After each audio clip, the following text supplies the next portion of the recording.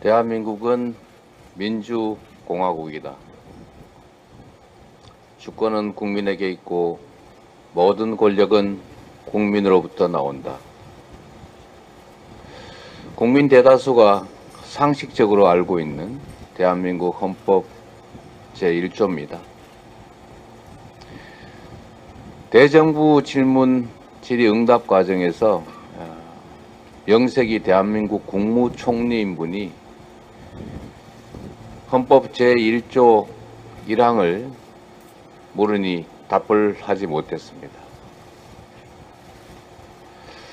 통일부 장관은 국민들이 주권을 행사하면 무정부 상태가 된다라고 하는 국민 주권을 명백히 부정하는 발언을 대놓고 국회 질의응답 과정에서 했습니다. 며칠간 대정부 질문 과정에서 총리와 장관 그리고 차관 등 정부 공직자들이 국회를 대하는 태도를 보면 국민과 싸우겠다라고 하는 대통령의 의지 또는 혹여 지시가 제대로 관철되는 것 같습니다. 국회의원은 헌법기관이고 국민으로부터 권한을 위임받은 국민의 대리인입니다. 국민을 대신해서 질의하는 국회의원에게 도발하고 또는 억압적이고 빈정거리는 이런 강요들 있을 수 있겠습니까?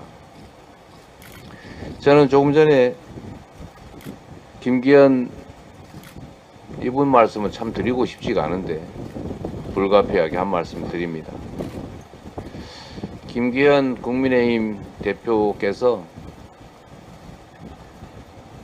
언론 보도 하나를 두고 국가 반역의 사형감이라고 했다는데 저는 이게 정말로 황당무계한 제대로 된 교육을 받은 사람인지 의심스러운 발언이긴 하지만 무언가 일맥상통하는 게 있다는 생각이 듭니다. 그건 바로 짐이 국가다라고 하는 전체주의적 사고와 맞닿아 있습니다. 윤석열 대통령이 이렇게 말했다고 합니다. 반국가 세력, 본인의 의사와 반대되는 국민들 또는 본인의 반대하는 또는 정부 여당에 반대하는 세력들을 반국가 세력이라고 반복적으로 말하고 있습니다. 본인에 반하는 세력이 반국가 세력이고 또 김기현 대표가 말하는 것처럼 여당, 지금의 여당 대통령 후보를 비판한 언론이 국가 반역이라면 결국은 국가는 무엇입니까? 저는 그 발언들 속에 대통령이 곧 국가다. 윤석열 후보가 곧 국가다. 이런 사고가 배어 있다고 생각합니다. 지금 정부 여당이 그리고 대통령실이 국민을 이 나라의 주권자가 아니라 지배 대상으로 통치의 대상으로 여기고 선거 때 표나 찍지 가만히 있어라 경제가 나빠도 민생이 무너져도 한반도의 평화의 위기가 와도 민주주의가 파괴돼도 그저 가만히 있으라 너희들은 지배의 대상일 뿐이니까 이렇게 말하는 것 같습니다.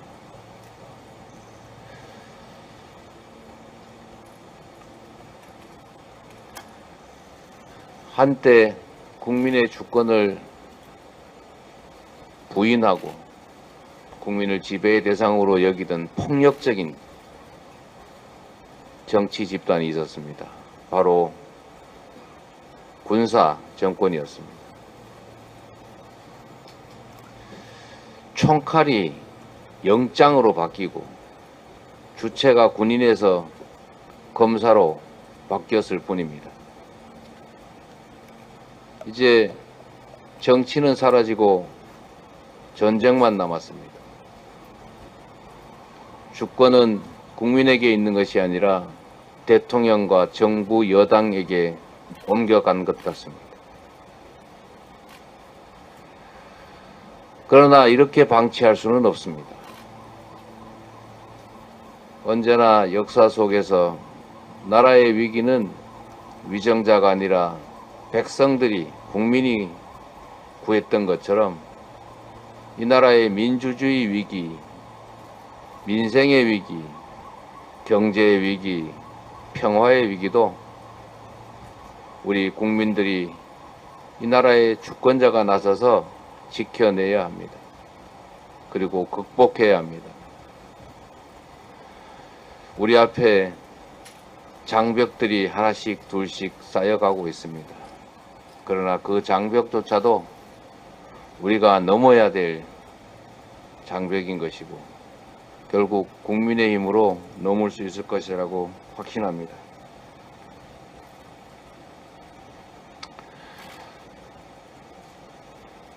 양평 고속도로 종점을 바꾼 것과 관련한 우리 국토부 장관, 잼버리 사태에 관한 여가부 장관, 지금 해병 사망 사건을 은폐하는 국방부 장관,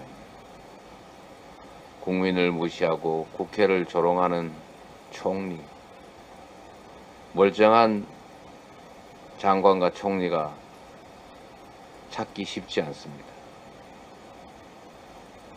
대통령은 민주주의 파괴, 민생 파괴, 그리고 한반도 평화 파괴 행위에 대해서 국민에게 사죄하고 지금까지 해온 국정 방향을 전면 전환해야 합니다. 그리고 총리를 포함한 내각이 총사퇴하고 이 사태에 책임을 지면서 새로운 방향을 모색해야 합니다.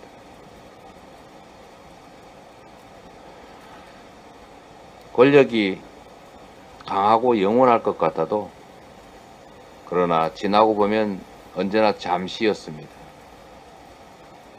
하늘을 찌르고 세상을 덮을 것 같은 권력자도 결국은 사라졌습니다. 역사와 국민이 심판할 것이라는 이 엄중한 경고를 잊지 않는 것이 불행을 피하는 길일 것입니다.